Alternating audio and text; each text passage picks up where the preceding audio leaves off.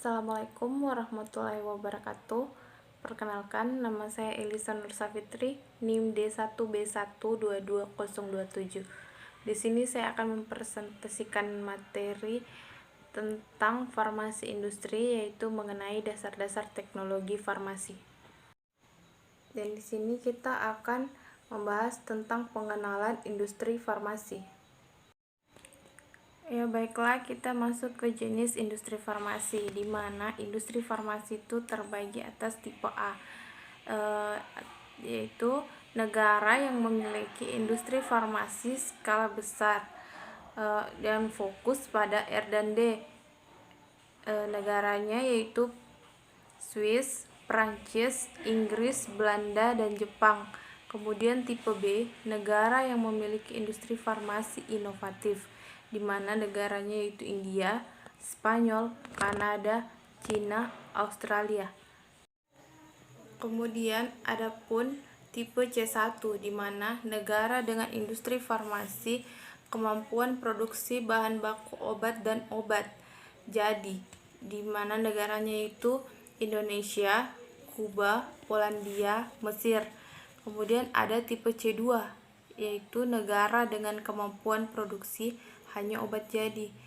Contoh negaranya itu Saudi Arabia, Irak, Malaysia, dan Bangladesh. Tipe D, negara yang tidak memiliki industri farmasi.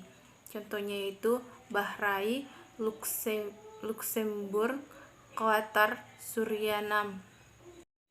Kemudian kita masuk ke industri farmasi berbasis riset, di mana riset atau inovatus itu mengalami perkembangan, kemudian masuk ke produksi BBQ dan pembantu, kemudian masuk ke produksi obat, kemudian terus ke pemasaran dan penjualan, di mana riset inovatif sendiri itu terbagi tiga, yaitu discovery, kedua screening, ketiga animal studies.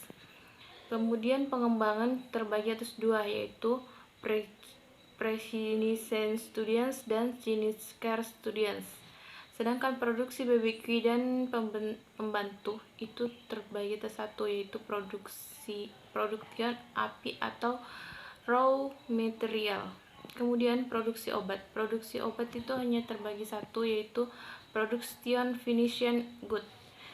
Kemudian di pemasaran dan penjualan itu terbagi tiga, yaitu communication, promotion, distributor, and service.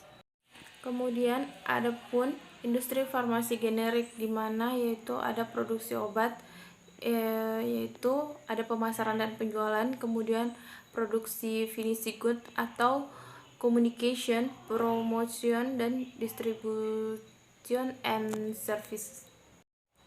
Jumlah industri farmasi di Indonesia itu sekitar 189, terdiri dari 4 BUMN, 35 PMA, 150 lokal.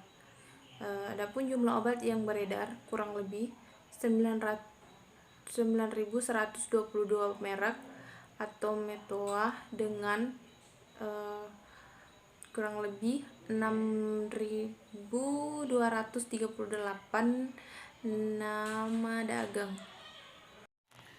Adapun kemampuan industri farmasi di Indonesia, yang pertama itu ada kompetensi yang dimiliki, kemudian biaya R&D lebih kecil, formulasi industri sebagai monofollower, kemudian kedua itu pertumbuhan perusahaan, di mana esensi copy production, diferensiasi production atau distribusi, kemudian ketiga resikolisasi, itu kompliksi kurang lebih 95% bahan baku impor, kemudian produk palsu, faktor ekonomi, kemudian keempat itu prospek usaha, di mana konsumsi per kapita, kemudian R dan D itu pengembangan formulasi, evaluasi kualitatif dan produk.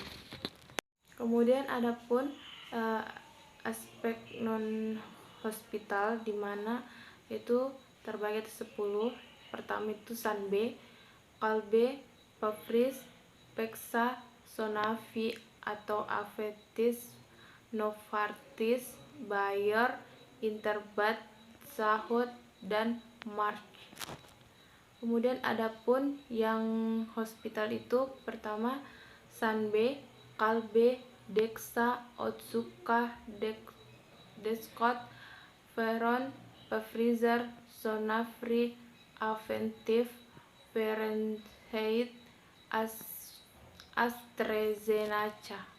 Ya, dapat dilihat di part ini yaitu struktur dari industri farmasi. Adapun tantangan farmasi baru di industri farmasi yaitu pengusaha teknologi formulasi kurang dari 80% metoa produk.